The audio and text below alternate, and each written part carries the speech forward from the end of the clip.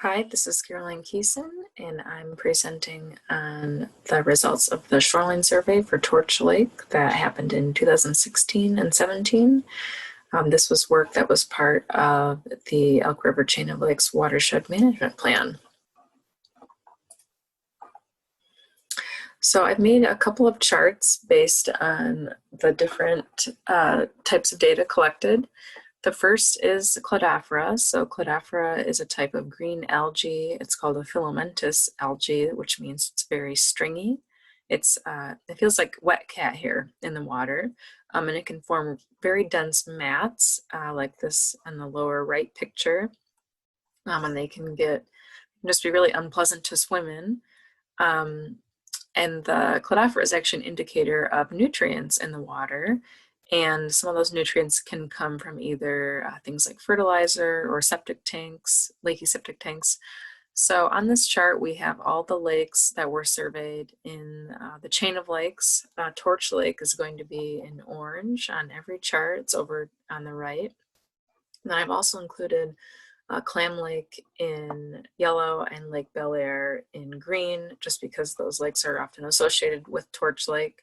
So on the left-hand side, you'll see percentages, and then the lakes are along the bottom of this chart. So in terms of how Torch Lake measured up to other lakes, it was kind of in the middle of the pack with the amount of Cladophora at each parcel, and nearly 40% of the parcels in Torch Lake had some Cladophora.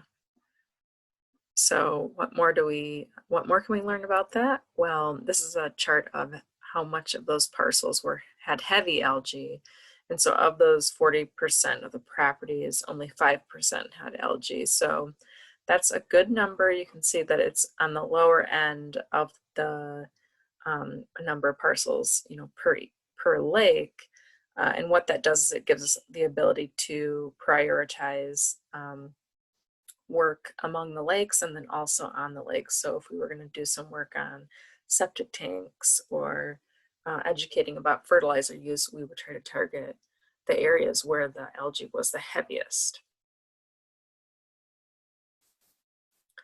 So the next category is erosion. Erosion is usually a sign of alterations, which could be things like riprap or seawalls. It could be from vegetation removal.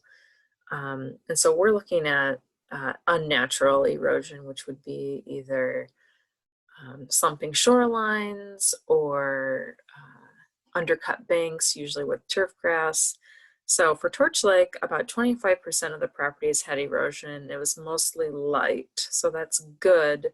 That means that not all of the banks of the lake are falling into there, but there is room for improvement.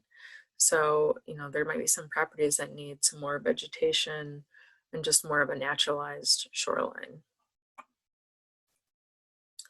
Properties that had poor green belts, so the poor is the 0 to 2 category. 20% of Torch Lake properties had poor green belts.